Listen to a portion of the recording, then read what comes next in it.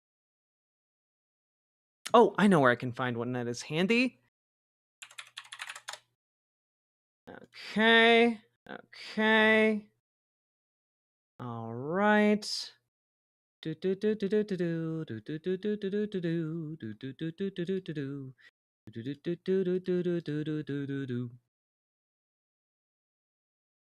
Cool. There you go. Yoink. Here is a difference. Boom. There you go.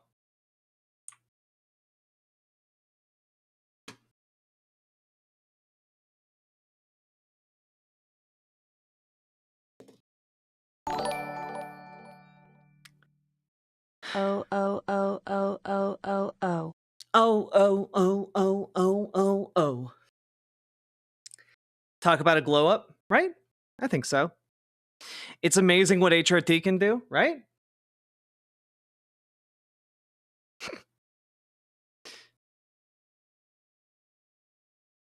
I do think it's awesome.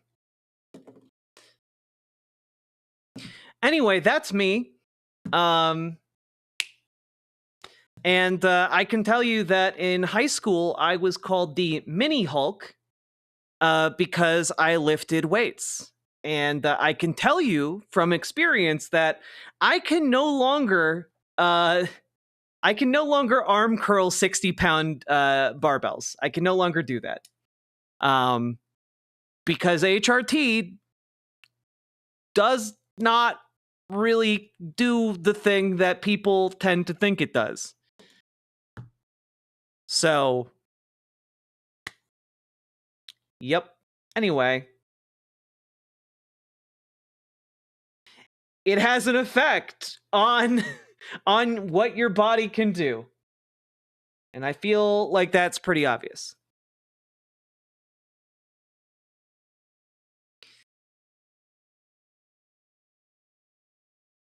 Yeah, trans bodybuilders and athletes have the same issue. Exactly. That's the point I was trying to make. Speak for the left. As you just saw there, 67% of Democrats have a position that is actually to the right of mine. I say that trans girls should be allowed to play in girls' sports in high school. 67% of Democrats say no, not allowed in any women's sports. So I'll work on my Democratic brothers and sisters, and we'll try to get. Yeah, but why not make the actual consistent argument, which is that you also believe that trans girls, like you should also believe that trans girls should be able to participate in college and professional sports, but you don't believe that. And the reason people are criticizing you for that stance is because you haven't talked about it other than to say that trans women and girls are men, and that's just not. It's just not true. The science doesn't bear that out. I'll try to get him to my position on that.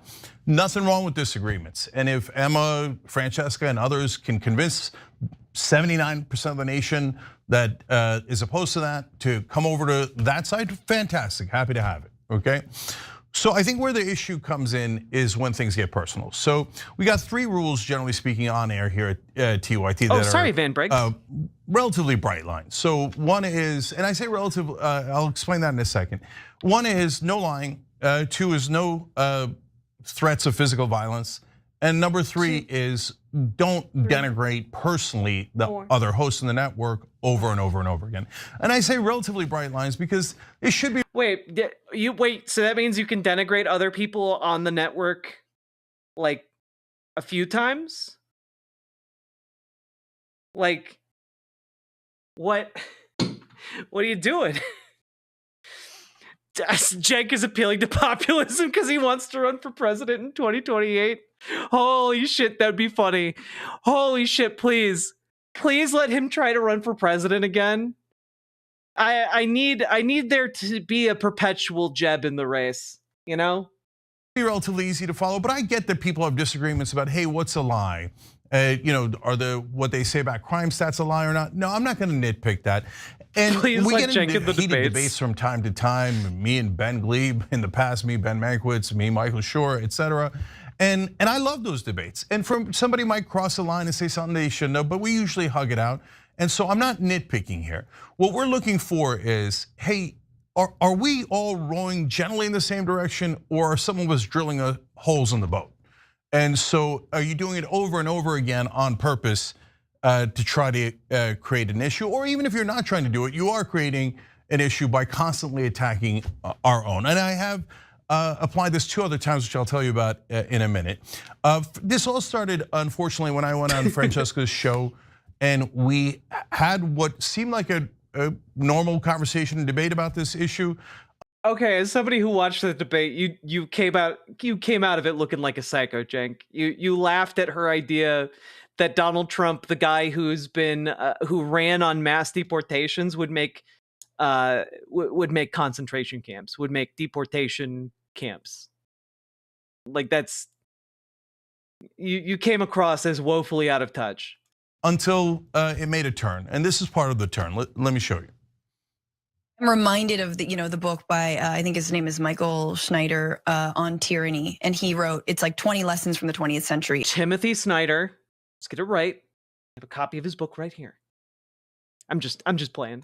About authoritarianism and fascism. And one of the things that has come to mind when you say my strategy will protect us is he has this chapter, I'm gonna bring it up, the first part of it called Do Not Obey in Advance. And he writes, most of the power of authoritarianism is freely given. In times like these, individuals think ahead about what a more repressive government will want and then offer themselves without being asked. A citizen who adapts in this way is teaching power what it can do. In other words, you don't have to do the sort of crackdown on the left around speech because I'm gonna do it for you, or you don't have to come to me. Down. Again, you're misstating it. I'm doing the exact opposite. You're cracking down by saying, Cenk, you're out of bounds, so you should stop with your stupid opinion. And because you're implicating me. I can't believe. It's wild how in the middle of the conversation he will then misrepresent what other people are saying about him in a way that is more victimizing to himself. Like, oh, just shut up with your stupid opinion, Cenk. And it's like, no one. I mean, I didn't hear Francesca say that. Maybe other people on the internet did, but Francesca didn't do that. Even I haven't done that. And I get pretty spicy with my language, like. Believe that a guy who I used to admire and who I thought had a lot of fight is trying to scratch the back of people who absolutely would never do the same for them. So we just spent an hour and a half me explaining how I'm not scratching their back. I'm trying to get. But I can show you more clips, to agree with us on things we believe in, and we've always believed in. And you go back to scratching their back. At least the trains will run on time. The train's running on time, presumably a reference to Germany. I'm the collaborator. No, it's not a reference to Germany. It's a reference to Italy, to Mussolini making the trains run on time. Man, I know it's a small thing, but you've been active in politics for 30 years, man.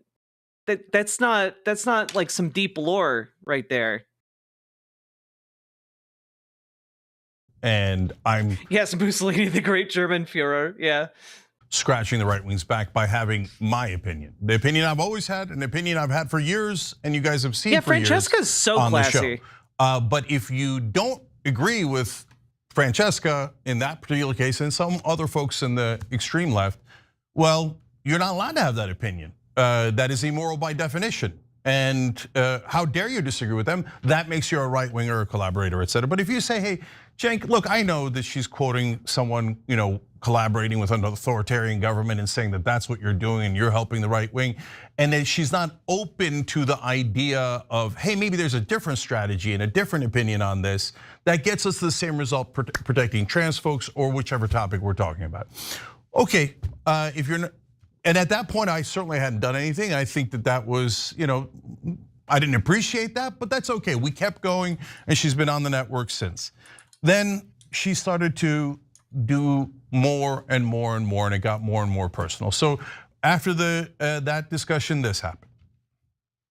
I like that we can both be very Mediterranean about it and get like super mad, but then rein it in and be cool, and then be like, we're like, yeah, we're just gonna yell, and then we're gonna be fine, and then we're gonna get over it. So that's the kind of beer I like to have.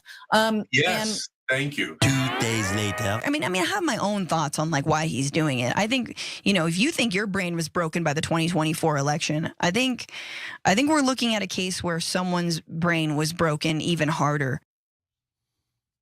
Okay, so, but look, guys, if she had said that about another host, I probably would have drawn the line there. But it's about me, so I wanted to give more leeway. My brain is broken. And by the way, that's still, okay, the first time she's getting super personal. Collaborator, maybe that's a political opinion. Now we're a broken brain, even though we were supposed to have a beer and we were supposed to hash it out and be okay afterwards, but apparently not okay afterwards. But then that was the tip of the iceberg. She continued again and again. Here's the next one. I do think it's sad that even though they allow people like us into the fold and the fray, they refuse to learn from us or listen to us. And I think that when you have been doing this work for so long, and you still cannot grasp the idea of intersectionality, how race and gender and class all intertwine with one another, and how the fascist goal is to divide us based on these lines. Like, I don't know like who you are. Like, I don't even know if you're smart. You know what I mean? I don't even know. First of all, I don't know who your political mentors are. I don't know who you look up to. I don't know what your touchstones are. I don't know if you know your history in terms of like civil rights, women's rights, gay rights struggle in this country. I don't know anything. I call into question all of that. It sounds like you are just an opportunistic mouthpiece who wants clicks time and time again. Okay, so obviously it's getting deeply personal there. Opportunistic mouthpiece, can't grasp simple concepts, not smart. But guys, and I'm not angry. Look, people have different opinions. I'm not angry, says man who put out a 30-minute long segment, 26-minute long segment about how not angry he is. And they want to make it personal. It is what it is, right? I'm more sad about it. I'll say something at the end about that. But to me, the attitude that is toxic, and that's what I don't want at TYT. I want to build a community that is really open to conversations. Is they refuse to learn from us. So the idea is, well, obviously I'm right and the only moral center of the universe. And I already told him that, and this guy wouldn't even learn from me. It's just such a deeply arrogant thought that if someone disagrees with you, they need to be but like the issue is that he's arguing. He's just upset about what she said, which, like, fair enough. What she said would be upsetting if you believed yourself to be wholly in the right. But like, what is disturbing to me is the complete lack of engagement in her actual points or criticisms of his positions, right? Like, none of this is actually engaging with the substance. It's just like, you are saying I disagree with you, and you're saying I need to be re-educated. It's like, well, she disagrees with you because you are out of touch with what the facts are. And like, if you believe you are in touch with the facts, then you need to engage with the substance in order to show that you are correct. Like, that's, if you are correct, then the facts will bear you out, right? So why not engage on the substance instead of like, how dare someone say I am wrong? They all want me to go to a re-education camp that doesn't exist. And it's like, well, we would like you to engage with the substance of the argument. Educated, and maybe they haven't read any books at all. Okay, did she stop there? Of course not. And yes, as I told. It's me, Airbnb. Thank you for the tier 1 sub. I appreciate it. Cenk, I do feel very implicated. I have felt implicated by their takes, specifically around crime and policing in years past. Definitely by this new heel turn since Trump's reelection, and absolutely. Well, it's not disagreement though when the context is human rights. I mean, the thing I would say is that if you are going to disagree on a human rights question, I would love to hear your argument for why you believe that you believe in that disagreement. You know, like engage on the substance, right? Like that's. And so far, I'm seeing absolutely no attempt to engage on the substance of this whatsoever. Other than he showed a clip that showed that actually trans people in participating in sports at any level is super unpopular, and so therefore his position is actually pretty progressive by compromising with what the far right wants, which is zero participation in sports for trans people. You know, God. Sophie Bliss, thank you for the gifted membership on YouTube. I appreciate that immensely. Absolutely, by the misrepresentation of the Los Angeles fires and who the responsibility lies on. It is.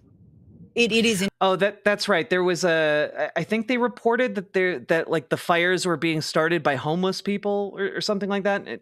Bizarre. Enraging, to say the least. Who's the dude on the right? The Los Angeles fires. I believe the dude on the right is another former TYT contributor. Are not the responsibility of the mayor. They're apparently the responsibility of Republicans. Or I don't know. I don't know what her thought on that is, and I don't know why she's enraged by that. But that's okay. Apparently, I've taken. I mean,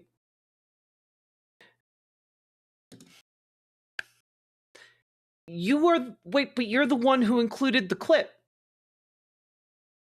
You're the one who included this clip into your video. So why don't you know what she's talking about? Did you not watch the video?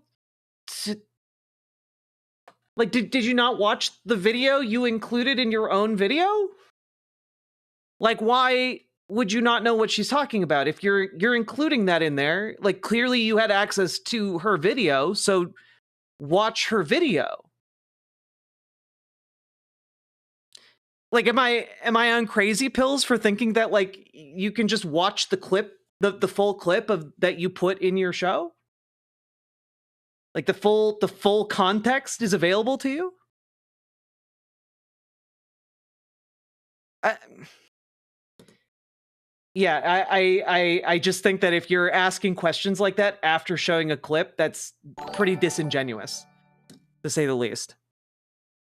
This is why, by the way, I show the entire video to you guys. And I know that sometimes it's boring, and sometimes for the sake of time, we have to skip like the first 10 or last 20 minutes of something just because like we gotta go. But like for stuff like this, I try and show the full context because like I don't want to come across like this ever, you know? Sophie Bliss, thank you for the gifted membership. I appreciate it immensely. Thanks for supporting the stream. In a heel turn. By the way, all those folks, not just Francesca, but others that told you we're right wing, you watch the show every single day, you see us criticizing Trump and Elon Musk over and over and over and over again, telling you how they're gonna do a $4.5 trillion robbery in those tax cuts. Yesterday, we talked about how they're already, hammering Social Security and costing good Americans, I'm sorry, $8 robbery in those tax. I told you we're right wing. You watch the show every single day. You see us criticizing Trump and Elon Musk over and over and over and over again, telling you how they're going to do a $4.5 trillion robbery in those tax cuts. Yesterday, we talked about how they're already, hammering Social Security and costing good Americans, what they need from Social Security, how they're going to cut $800 billion from Medicaid, how there's a series of robberies on the way, et cetera. But it's okay, let's just simplify things and say anyone who disagrees with us a little bit is a right winger. But the good news is, at least Francesca will not be implicated anymore. I mean, you literally talked on your show about how you want to like incorporate more right wingers. Like, I don't know. Like, I think like some of the comments here indicate where you're where your priorities are, folks.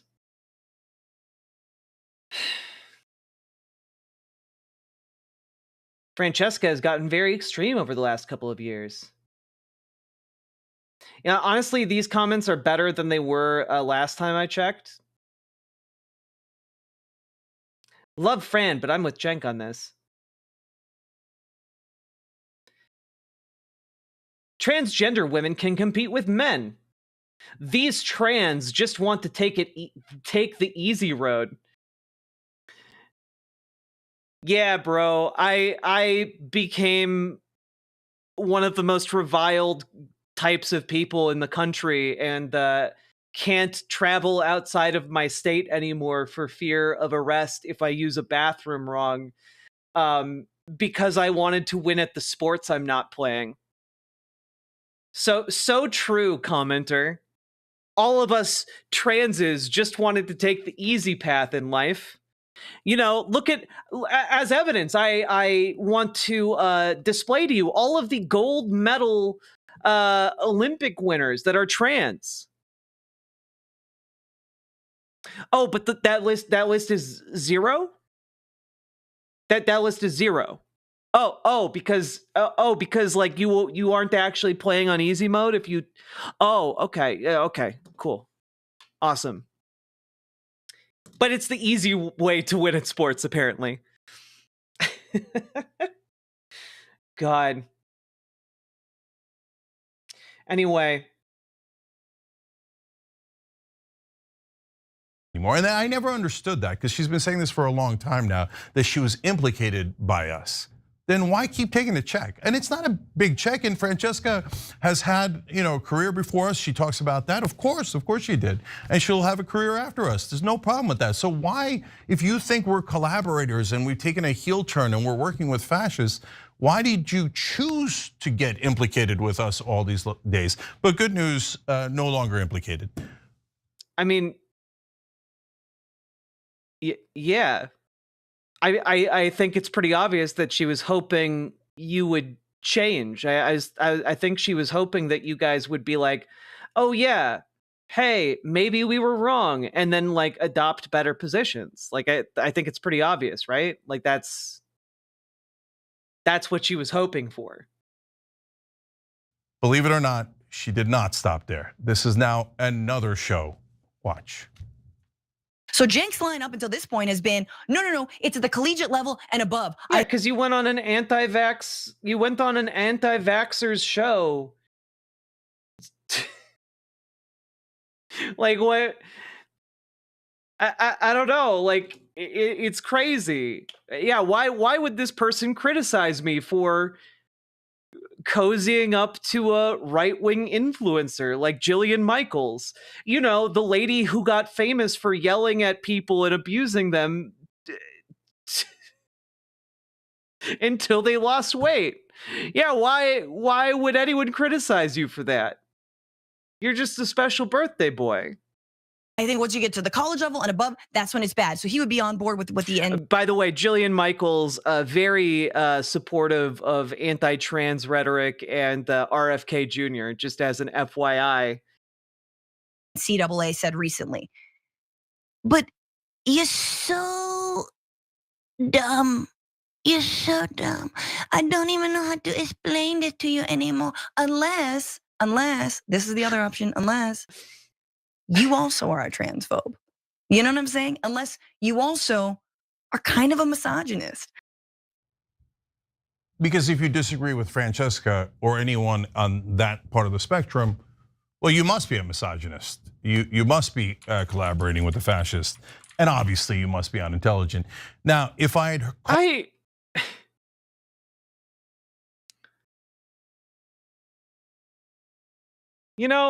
like...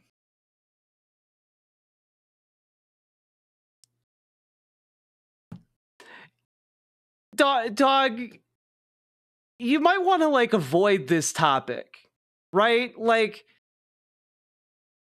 you once wrote a blog post that women suffer from genetic flaws because they don't want to have sex often enough with you. So, like, you had to apologize for that. And, like, good on you for apologizing. But also, like, do you think maybe that some of that misogyny might still be influencing some of your decisions and some of your language and some of your rhetoric?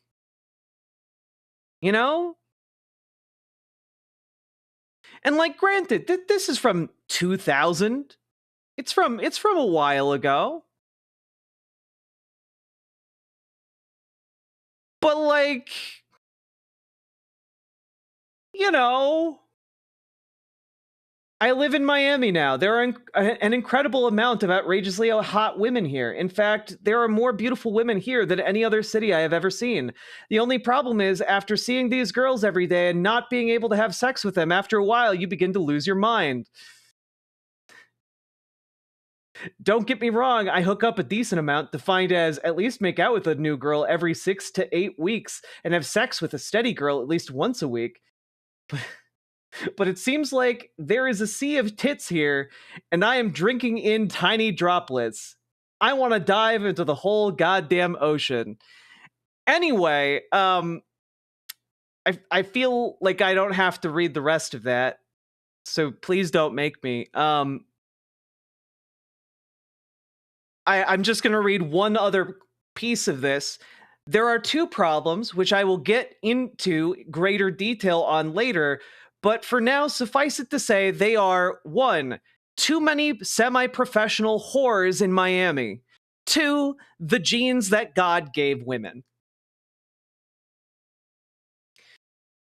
And, like, granted, good on him for apologizing, but maybe in addition to the apology, there needs to be more follow through. And I would think that someone in who you trust, who you worked with for years or worked alongside for years, you know, making a comment about how you might be misogynistic or incorporating misogyny into your rhetoric would be pause for introspection on whether or not you've done enough work on yourself in that regard. And, you know, like, that's not like me saying like I'm above reproach either. Like, I know I have influences in me that are negative. You know, like, I do introspection constantly because I grew up in an evangelical conservative household. I have that in me, you know, ingrained into my psyche. And so for me personally, like, I'm aware of that and I think about it a lot. And I try to make sure that it is not the thing that is guiding my actions, like remnants of those ideas or those bigotries. I try and make sure that, like, I'm aware of where I came from when I speak. And so this is not an issue that is unique to Cenk, and Cenk is not like the most evil person in the world as a result of it, but it's like, it's a thing where, like, if you have that past and someone's talking about your words and actions like this, have more introspection, you know?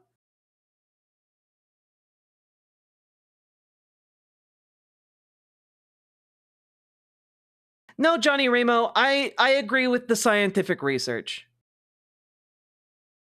Like, I don't know what you're doing here, spreading vaccine denialism in my site chat, but I would suggest you stop.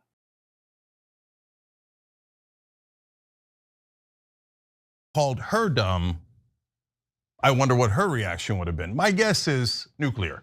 But I didn't call her that because we have a disagreement. We have a political disagreement. You don't need to make it personal. Not done yet. One last one. What has it got you? What did it get you? When you go and share a stage with Dr. Phil, what did it get you? Nothing. Yeah, and also, you know what? Maybe you should be criticized for uncritically platforming Dr. Phil on your show. I watched some of that interview. There's remarkably little pushback. And that's really bizarre because it's coming on the heels of Dr. Phil having participated in ICE raids to round up and do mass deportations. It's, you know, like Dr. Phil has apparently been eyeing a run for elected office.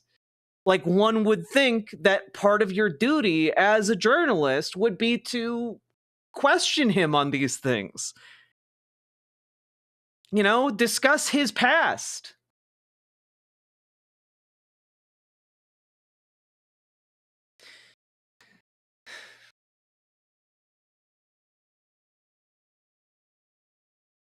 You know why? Because you look like a bitch. You know what I'm saying?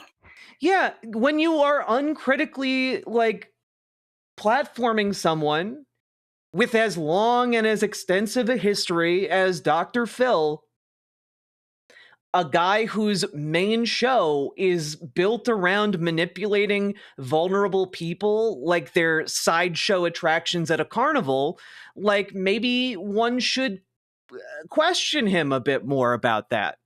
You know, maybe one should question him about the fact that certain people on his show have been referred to, like, essentially conversion therapy camps. Maybe there's stuff to talk about there. You know, all I'm saying, maybe there's some material there to dive into and talk about some material harm that has been done.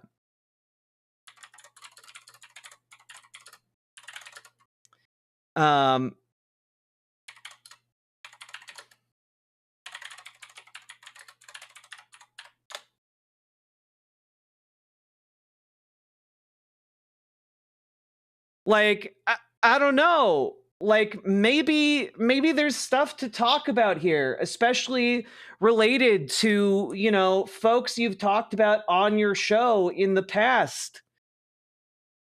You know, like the Cash Me Outside girl, how about that? Who was then sent to a camp for troubled teens where she was abused.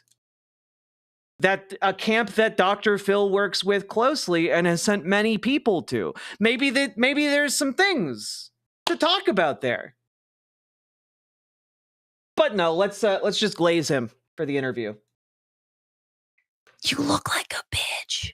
It does That's make what it is. it does it glazing him does make you look like a bitch. That's just what it comes down to. You don't look like a fighter. You don't look smart. You look like a bitch. That's just the reality. I've tried to tell it to you nicely. I've tried to tell it to you cordially. I've tried to tell it to you on your show, on my show, on every show. And so either you A, are a bitch, or B, you actually agree with the right. And I'm starting to think, in fact, I do think it's the latter. Okay, so again, if I had called her that would have been a different situation, right? But look, guys, also on the policy or the strategy, when you go talk to the right wingers, first we did that, and I mainly did that, and there was a lot of blowback saying, don't ever talk to the right wing, but they won the popular vote. How are we gonna win back the voters if we never talk to them?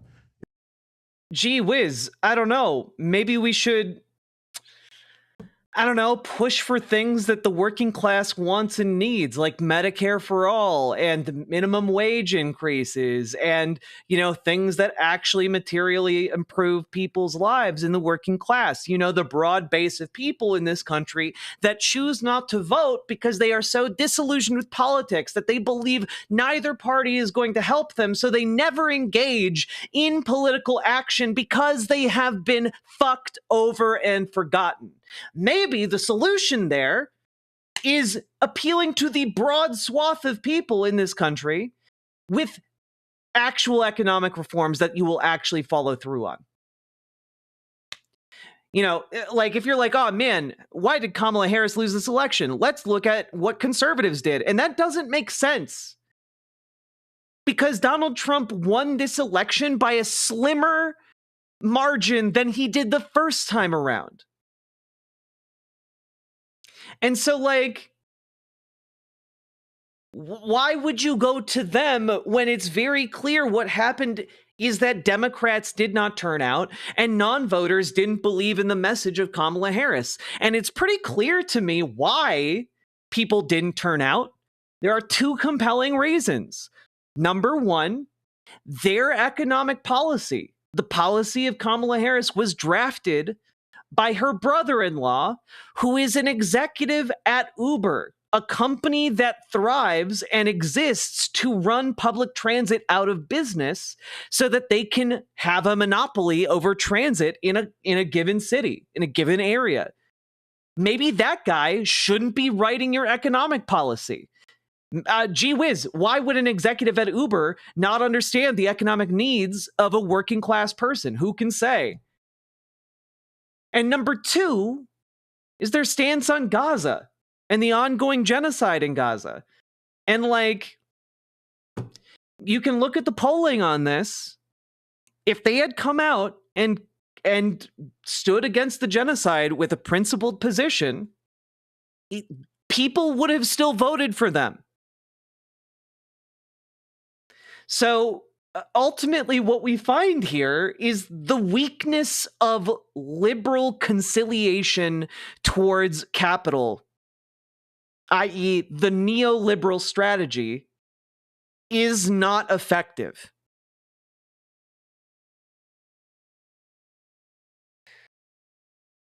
That did not take me a long, in-depth conversation with right-wingers. It is just a basic understanding that people on the right in the working class would vote for a leftist running on a working class agenda.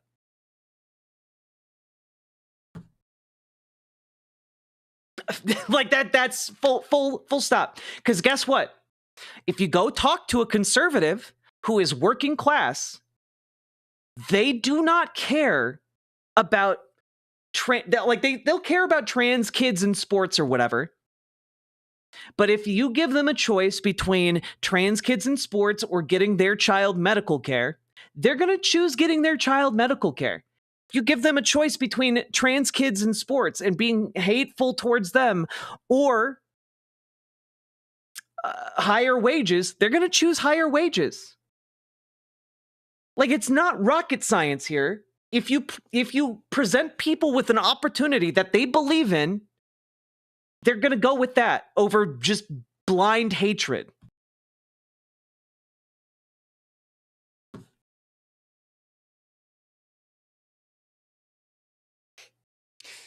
If we don't win him back, we can't ever win an election. And that doesn't mean the far end of I mean, goddamn, it's not a mystery. You can see why people still like Bernie Sanders, even though he's like 84 goddamn years old. They turn out in the tens of thousands to see him. It means independents that voted for Trump and maybe some right-wing populists that voted for Trump. Now I've noticed that faction is now saying, well, I mean, of course we should talk to the right, but we should only yell at them or we should only accost them. That seems like a really productive conversation. And now I guarantee you they'll say, no, I don't mean just yell at them. Liberals aren't willing to fight against the rich. I think some liberals are. Maybe not in aggregate, maybe not liberal politicians in general, but I think that there are some liberals who are, at the very least, willing to recognize that that is the winning political move, and that currently we are in a topsy-turvy world where they might need to do something like fight capital in a way they never thought was really on the table before.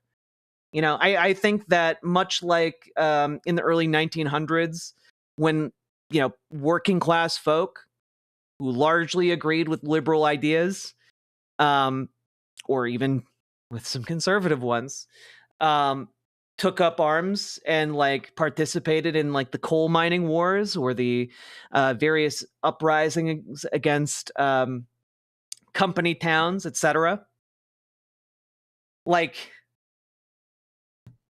They understood the need for it in the time.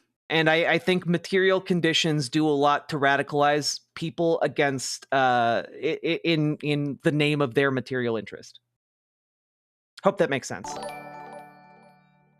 Airbnb abortion, thank you for the $75 we live in dono. Interesting times, and it is maddening.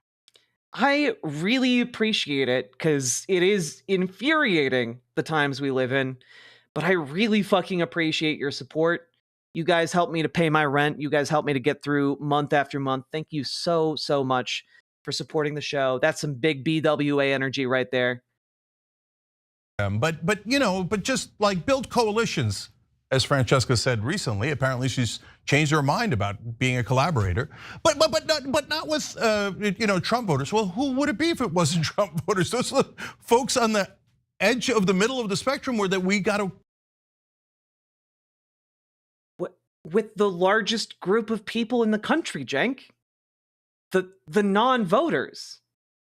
You galvanize them and you get them to turn out. First of all, there are more registered Democrats than there are registered Republicans.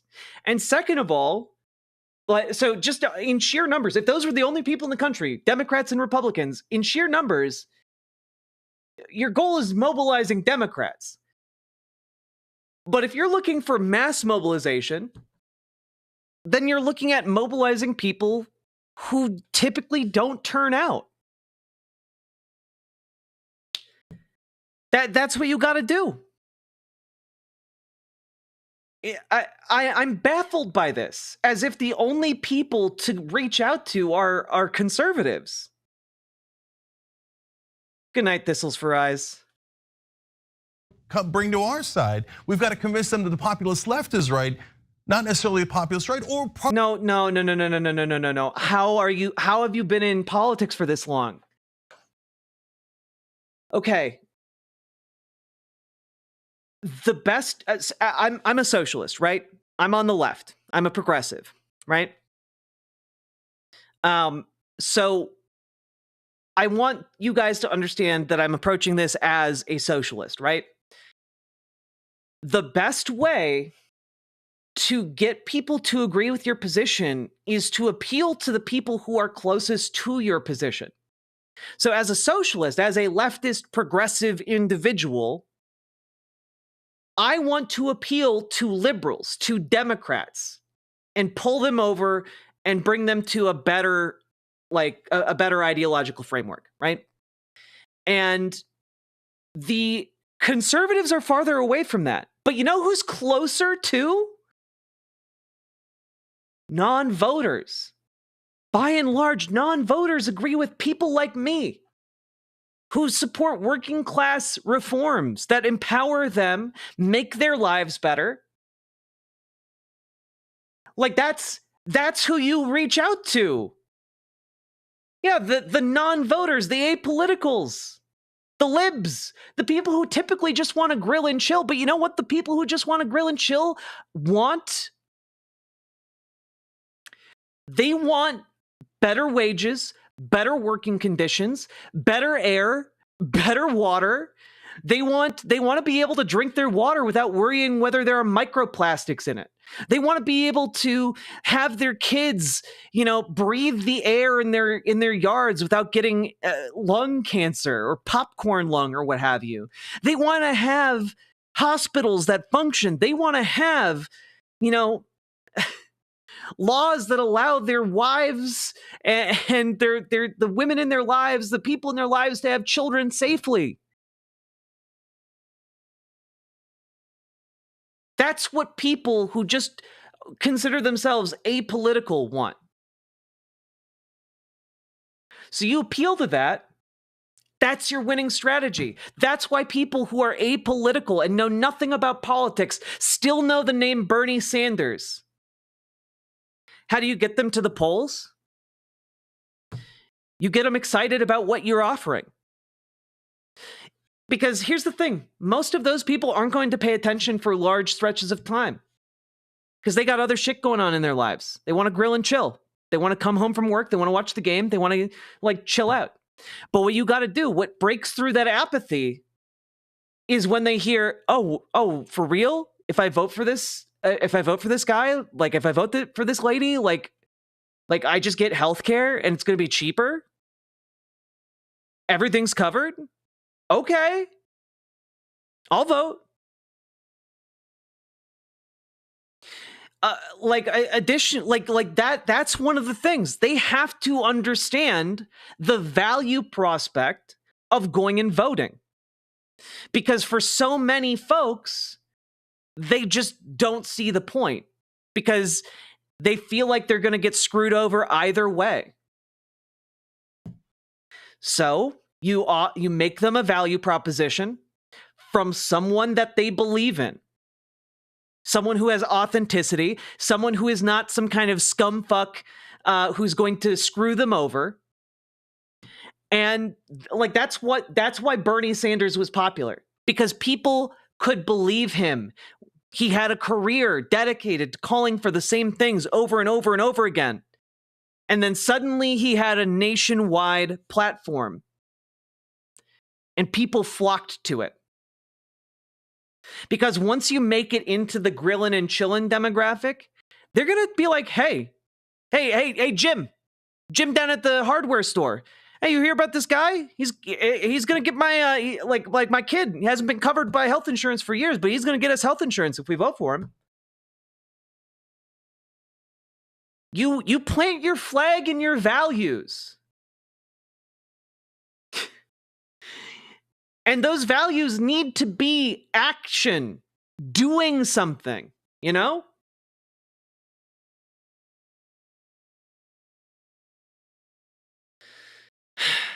Yeah, Lisa needs braces, exactly.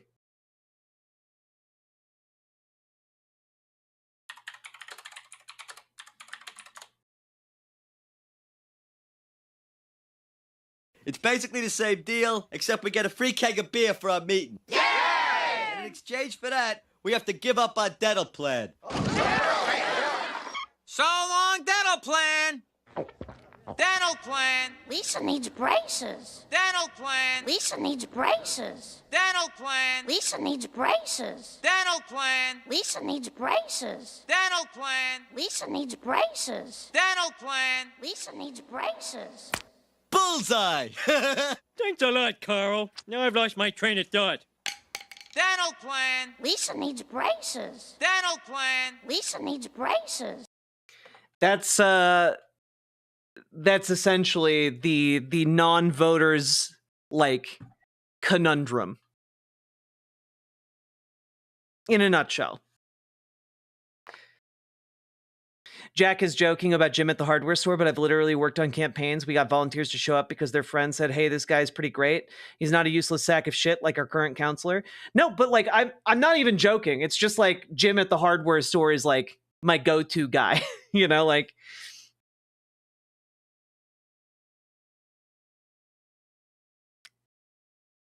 Is there anything we can't learn from The Simpsons? Man, if I was a skilled YouTube video essayist, I would just put together a theory of leftist organizing using clips from The Simpsons. But I'm not skilled at that kind of YouTube creation. So where we agree, hey, great, let's work together on that. So who are we building coalitions with if it isn't the other side or people who voted in the other direction? And if non-voters, the biggest block of people.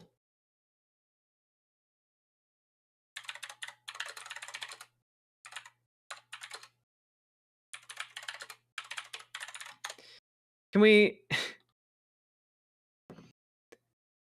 I put this forward?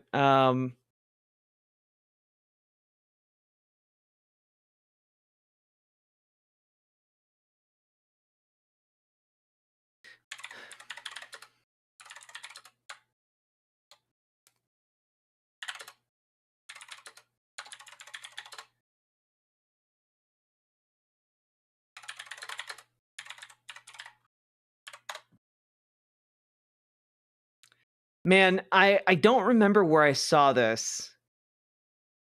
It might be... I don't have a citation for this. Ah, here we go. This is what I wanted to see. Exactly. This is an infographic. The 2024 electoral map, if didn't vote, was a candidate in each state. If non-voters counted as a vote in each state, they would have the electoral victory. So, like, this is what I want you guys to understand, and why I think it is absolutely insane for Cenk to be like, oh, who else would you get to vote? When literally the largest voting bloc in America is non-voters. As odd as that sounds, right? If you can get non-voters to vote, it's a game changer.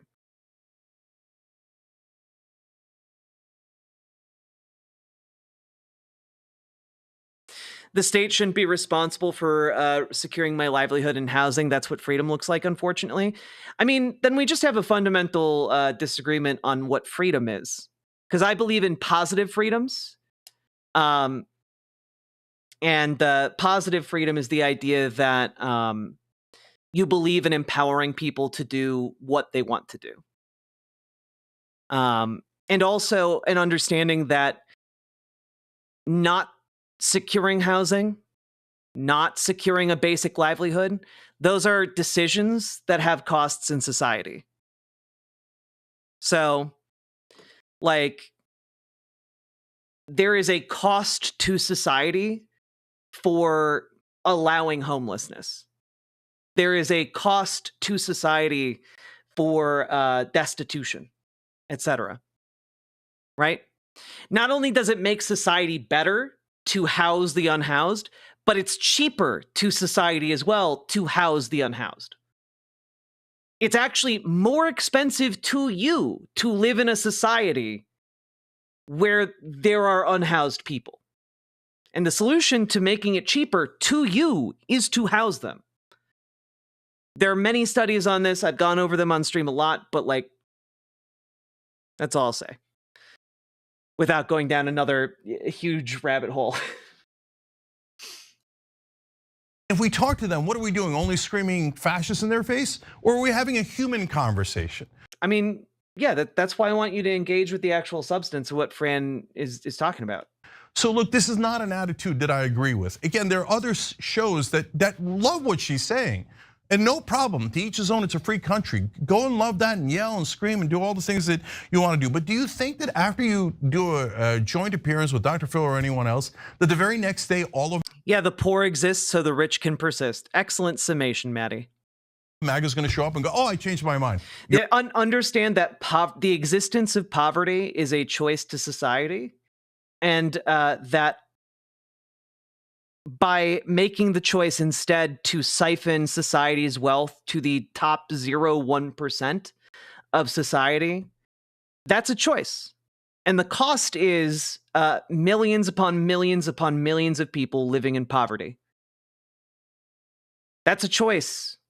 We could make a better one. You're absolutely right. No, this is a gradual process where Americans begin to talk to one another and start to learn about each other and start, oh, that's what you mean. Oh, that's how you perceived it. And we begin to have human conversations until we understand each other. Again, if you don't want to understand them and you don't want to do that, plenty of others. I mean, I understand them. I just disagree. I just disagree with conservatives. Shows. So she said, I tried to tell him nicely. Did you? Did you? Because I might have missed that part. All right, guys, you get it by now. Look, there's two other times that I enforced this rule. One was when Sam Cedar was doing it to Jimmy Dore. Yeah, One-Eyed Heathen, I actually did a segment a while back on homelessness in Finland. The Housing First initiatives that they have there have been cut back by the government, and that has led to an increase in homelessness as a result. But like the results of their program are insanely good. Like they, through implementing these Housing First initiatives, have been able to cut homelessness down to like a couple hundred people. You know, like it fell from like a few thousand to like a couple hundred. It's crazy. But like, this is the thing. It directly relates. We could choose to spend our money as a society on ending homelessness rather than fueling a war machine, you know, or you know, there are ways we can reorient our policy and talk about our policy to make it make more sense to folks. And I think that that would be a necessary step. I think we need to reframe homelessness as a personal choice, because I've talked with homeless people, folks. They ain't making that personal choice. They aren't on the street because they want to be. Keep up good work. Sophie Bliss, thank you for the $50 Canadian. I very, very, very much appreciate that. You know? Thank you so goddamn much. But we need to reframe poverty, and we need to reframe homelessness as personal choices, because these people aren't choosing to be homeless. They aren't choosing to be poor. You know, like, sometimes you get a bad break in life and there's just no way to recover from it on your own, because we live in a society. And sometimes in a society, people need to help one another. That's just, as my governor Tim Walz would say, that's just basic neighborliness. And honestly, like, I think we need to be a lot more neighborly to each other. They were both in the network. Sam's show was nominally in the network as part of our YouTube partner group, and that's what we were doing early on. And I was happy and thrilled with all the folks that were in it before, and then we stopped doing that since then. So God bless, no problem with that. And in terms of Sam and others leaving at that point, at different points from that network we were trying to set up. But while they were in the network, I said, Sam, you can disagree with Jimmy all you want. And in fact, I agree with you on that, on the policy you're criticizing him on. But stop doing personal insults. You're doing like personal insult after personal insult. So I talked to him about that. He wouldn't agree. He loved the personal insults. He wanted to keep going. And apparently that's a thing that he does like. And that's what he likes to do every time, apparently. And so, okay, that's it. Wait, what? Sam Cedar loves personal insults? I mean, like, dog.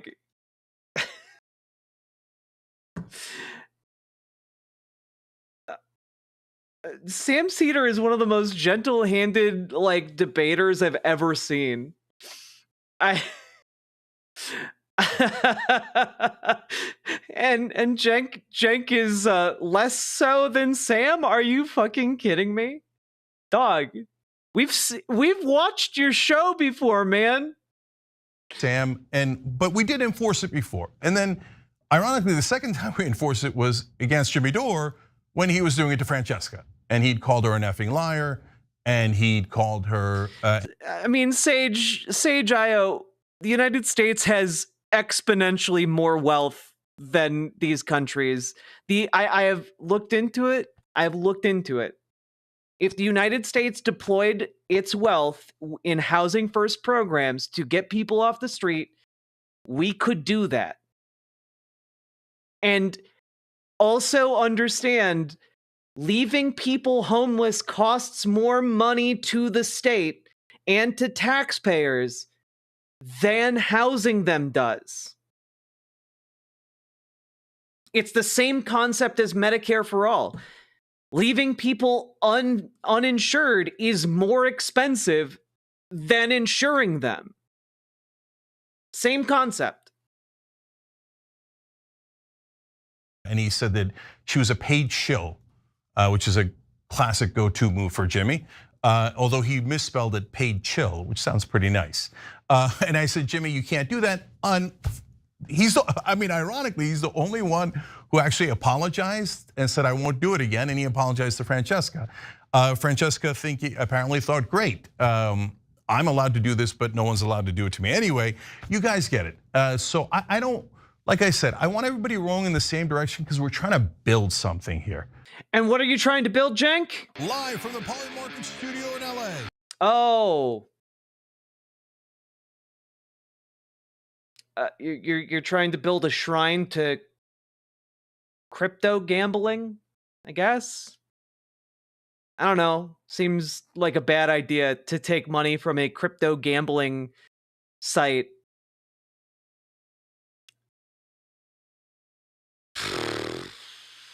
That gambles on politics.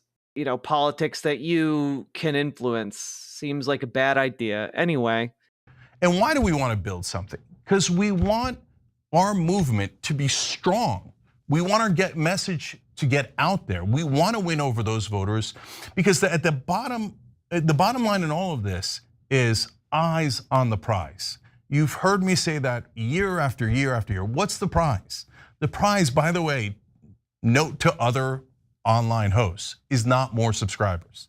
The prize is passing bills because those are the only things that affect our voters, our audiences, their actual lives. Let's pass paid family leave. Let's pass Medicare for all, higher wages, etc. Cool, yeah. And I hope wherever you are on the left-wing spectrum or the middle, but like the issue is, why not focus on those things?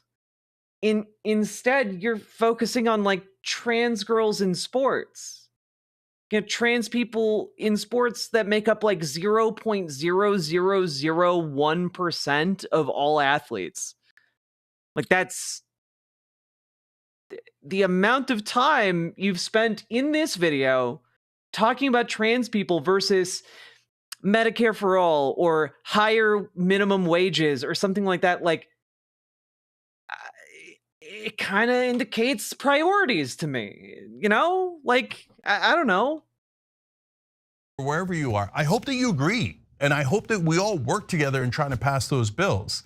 So please, eyes on the prize. And so look, I'm gonna show you two charts here for a reason. Some Media Matters did this chart recently. You guys, some of you might have seen it on air. And it has the right-wing shows online in red, and it has the left-wing shows online in blue, okay? What we did there, and I hope you can see it, is we put a little bit of a green circle around the TYT show. So the Young Turks is right next to Rogan. We got 12 million subscribers, one of the largest ones in the whole chart. But Rebel Headquarters is also on there. Damage Report is on there. Indisputable with Dr. Rashad Ritchie's on there. And when you put them together, that's 18.8 million. And it is one of the largest presence in online media, period. If you include our alumni, people that have been in part of the TYT network in one way or another throughout the years, then we're at 30.1 million subscribers with the way that Media Matters does it. Today, actually, when you include all the platforms that we're on, some of which Media Matters did not count, we're on. I mean, like if you played this game, you could also play it with conservative commentators as well, right? Like, I don't know if this holds up as well as he's thinking here. 27 million subscribers. Now, why do Wait, wasn't he talking about how subscribers shouldn't matter just 2 minutes ago? Yeah, but you know, like he's moved on from that. I tell you that. Because guys, we're trying to build something. Is he seriously arguing that Ground News says he's neutral? Yes. Which, by the way, it's one of the, like, there's something that nags me about Ground News, guys. There's something that nags me about Ground News, and I can't put my finger on it, but I do not trust that service at all. I don't know. I think a site predicated on selling and revealing biases of different news. How do I put this? I think it offloads the work that your brain should be doing onto a service that is doing it for you in a way that ultimately is detrimental to your ability to understand the news.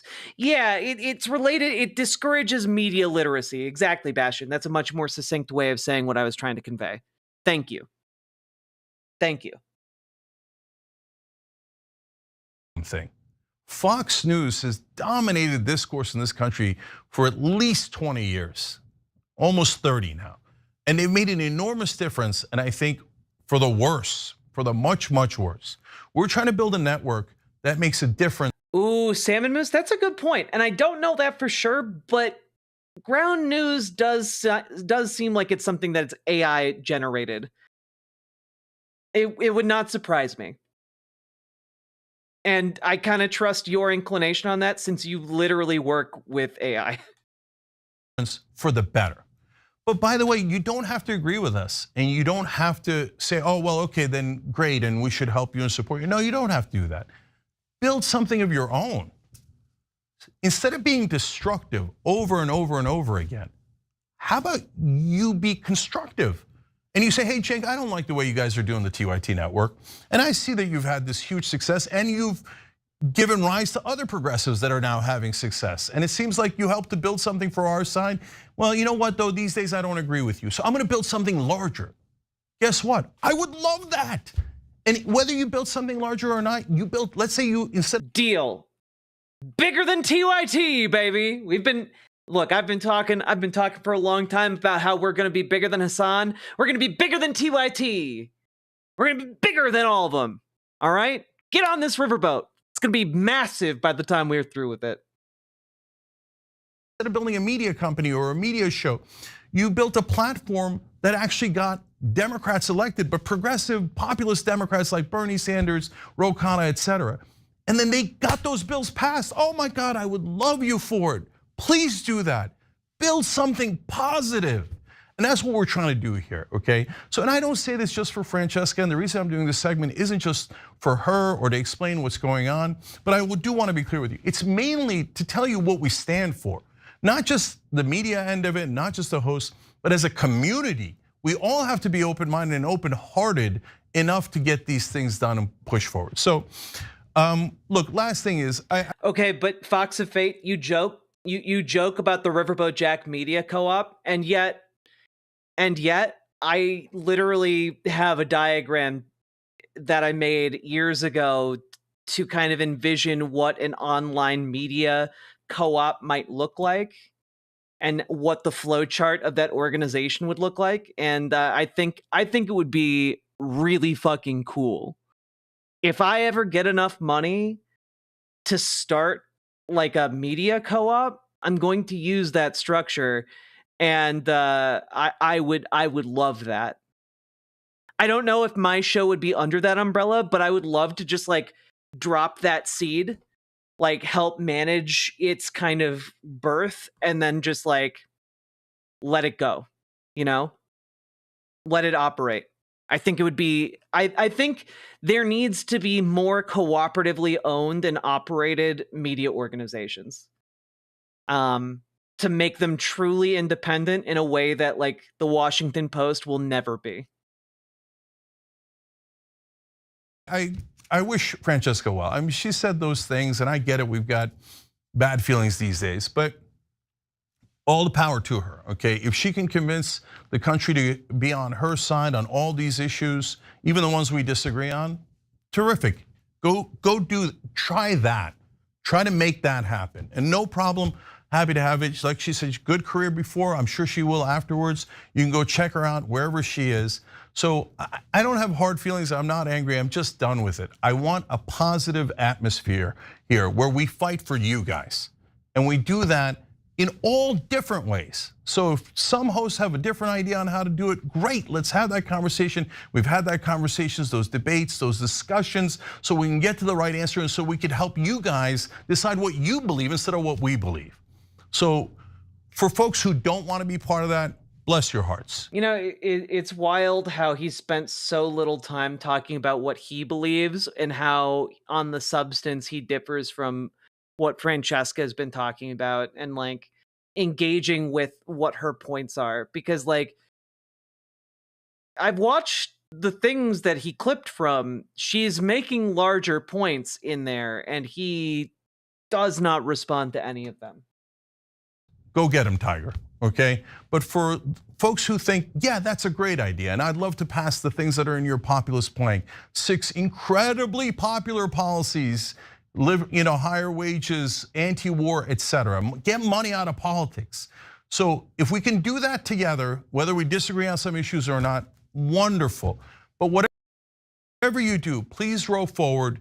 Please be mindful of others that are, in this community. Care for each other, love each other, and let's try to be positive together. And let's go build something as we always do at TYT. Love you guys, we'll be right back. Every time you ring the bell, Dog, all right. What a disappointing statement, you know? It's so sad. Is this what toxic positivity is? Maybe. But, you know, we're not quite done yet. We're going to go through Francesca's response, because I think that's fair. We heard from Cenk. Let's hear from Francesca. You know when you meet someone and they swear that all of their exes were psychos, and then you slowly realize that, oh, wait, I'm talking to the person who was the problem in the relationship? Unrelatedly, the Young Turks. And I'm going to make this as brief as possible because there are a million far more important and pressing things going on right now. As you know, actual fascism. But to make it brief, Cenk Uygur, the head of TYT, recently hath forboten me from appearing on any TYT shows because, in part, I said that him capitulating to right-wing framing on many issues meant he was, quote, acting like a bitch. And the truth is, he was. And also, like, can we just, like, take a moment and say, like, that is not even remotely that harsh of language. You know, like, if someone is like, oh, you're acting like a bitch, like, you can just be like, oh, I'm sorry. And then stop acting like a bitch. I'll explain that a little bit later. But first, some backstory. So I have been a contractor at TYT for 10 years now, appearing on all of the shows as a fill-in host, as a guest host during election coverage, on the TYT main show, on the Damage Report, and on Indisputable, along with a lot of other shows. I have always hopped on at the last minute, always helped out in a pinch. I guest host last minute, and yes, I was paid. And if you're watching this and you are a TYT contributor and you are not getting paid, stop going on TYT until you do. I've never been a full-time employee, never got healthcare, never got maternity leave when I had my child. But back in 2018, I was hired for a 6-month contract to pilot a show for $3,000 a month. Then, however, their funding bottomed out and I was let go. And they broke their contract. My reps at the time thought I should sue to get the full 6 months of payment and work that I was owed, but I didn't, because I told them that TYT was good people and I wanted to maintain my relationship, and I did. That is until things started to turn for TYT politically. And this started happening around the pandemic. Around the pandemic, Anna Kasparian seemed to become focused on the issue of homelessness. Yeah, this happened around the same time, either shortly before or shortly after she started getting really weird about pregnant people